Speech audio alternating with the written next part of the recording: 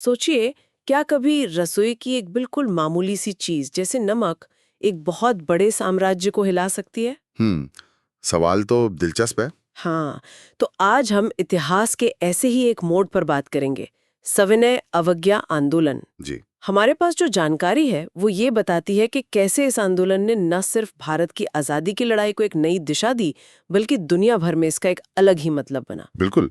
और देखिए, सविनय अवज्ञा का सीधा सा मतलब है सरकार के कुछ कानून या आदेश उनको जानबूझकर शांति से मानने से इनकार करना।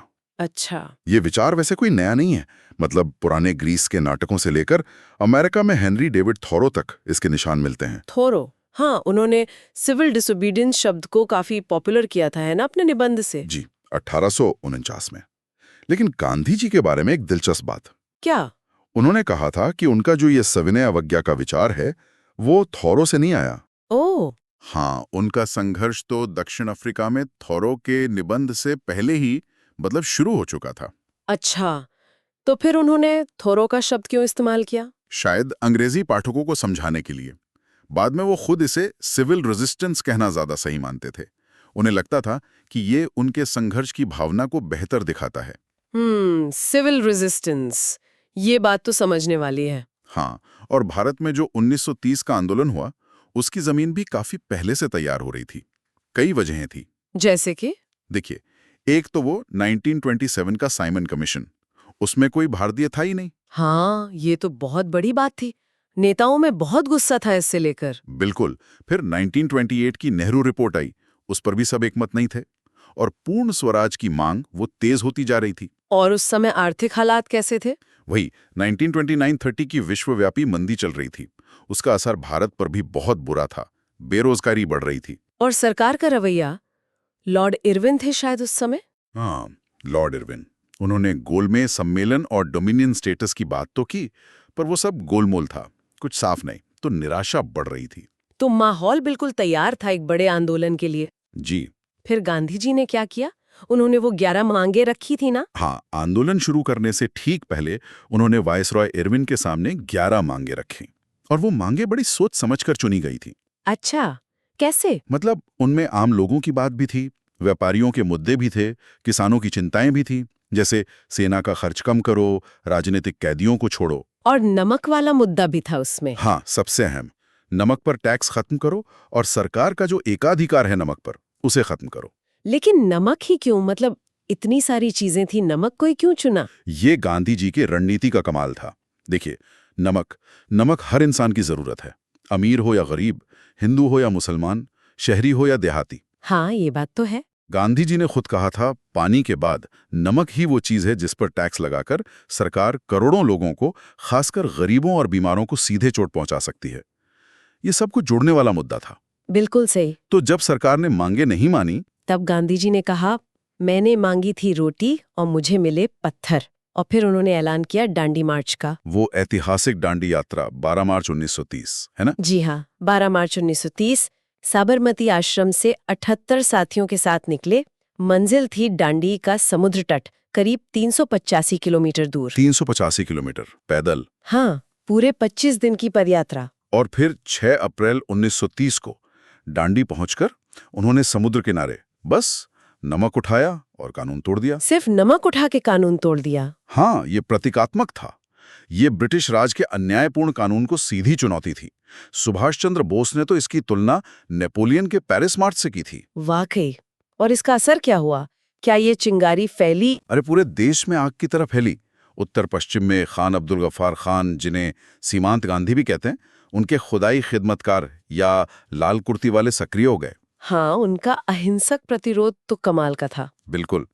उधर गुजरात में धरसना नमक कारखाने पर सरोजनी नायडू के नेतृत्व में धावा बोला गया। वहां लाठीचार्ज भी बहुत हुआ। हाँ, मैंने सुना है एक अमेरिकी पत्रकार ने उसकी रिपोर्टिंग की थी। Web Miller. हाँ, वेब मिलर ने वहां हुए बर्बर लाठीचार्ज को रिपोर्ट किया और उससे दुनिया भर में ब्रिटिश सरकार की बहुत आलोचना हुई। अच्छा, तो अंतर्राष्ट्रीय स्तर पे भी असर पड़ा? जी हाँ।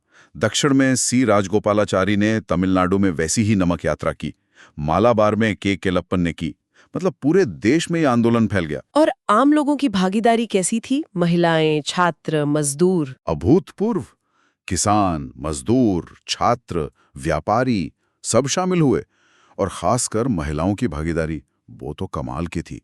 उन्होंने धरने दिए, शराब की दुकानों पर, विदेशी कपड़ों की दुकानों पर। जेल जाने से भी नहीं डरी। ये वाकई एक जन आंदोलन बन गया था। अच्छा, यहाँ एक सवाल मन में आता है। पूछिए। कुछ साल पहले ही तो असहयोग आंदोलन हुआ था, जो काफी बड़ा था। फिर इस दूसरे बड़े आंदोलन सविनय अवज्ञा की जरूरत क्यों पड़ी? और ये पिछले वाले से अलग कैसे था? देखिए, अच्छा सवाल है। असहयोग आंदोलन चौरी चौरा की घटना के बाद अचानक बंद करना पड़ा था। सविनय अवज्ञा ज्यादा योजनाबद्ध था। अच्छा। इसमें लक्ष्य सिर्फ असहयोग करना नहीं था, बल्कि जानबूझकर कानून तोड़ना था। तो ये एक कदम आगे था, ज्यादा सक्रिय प्रतिरोध था। समझ गया। लेकिन ये आंदोलन भी तो बाद में स्थगित हो गया था, अप्रैल 1934 में शायद। हाँ, हो गया था। उसके भी कारण थे। गांधी जी दूसरे गोलमेज सम्मेलन में हिस्सा लेने लंदन गए। फिर सरकार ने दमन बहुत तेज कर दिया और इतने लंबे आंदोलन से लोगों में थोड़ी थकान भी आने लगी थी। तो क्या ये आंदोलन असफल रहा? नहीं, असफल बिल्कुल नहीं। भले ही पूर्ण स्वराज तुरंत नहीं मिला, लेकिन इसने ब्रिटिश सरकार की जड़ें हिला दी। ये साफ हो गया कि भाई अब कांग्रेस को नजरअंदाज करके भारत पर राज नहीं किया जा सकता। हाँ, ये तो है। और सबसे बड़ी बात, इसने भारतीयों में एक नया आत्मविश्वास जगाया। राष्ट्रीय एकता को बहुत मजबूती मिली। एक अंग्रेज पत्रकार ने मजाक उड़ाया था कि क्या सम्राट को एक केतली में पानी उबालने से हराया जा सकता है? हाँ, मतलब नमक बनाने से क्या होगा? पर वो शायद इसके पीछे की नैतिक ताकत और लोगों के जुड़ाव की शक्ति को समझ ही नहीं पाए थे। बिल्कुल। ये सिर्फ कानून तोड़ने की बात नहीं थी, ये आत्मसम्मान की लड़ाई बन गई थी। सही कहा। तो अगर हम इस पूरी बातचीत को समेटें, हाँ। तो कुछ मुख्य बातें निकल कर आती हैं। हाँ, बिल्कुल। खासकर हमारे जो साथी परीक्षाएं दे रहे हैं, हाँ। उनके लिए ये जरूरी होगा। जी। पहली बात, सविनय अवज्ञा मतलब अन्यायपूर्ण कानूनों का शांतिपूर्ण पर सक्रिय विरोध। ठीक है। दूसरी, भारत में 1930 का नमक सत्याग्रह इसका सबसे बड़ा उदाहरण है, जिसके पीछे साफ सामाजिक, आर्थिक, राजनीतिक कारण थे। साइमन कमीशन, नेहरू रिपोर्ट, आर्थिक मंदी वगैरह। हम्म। तीसरी, दांडी मार्च।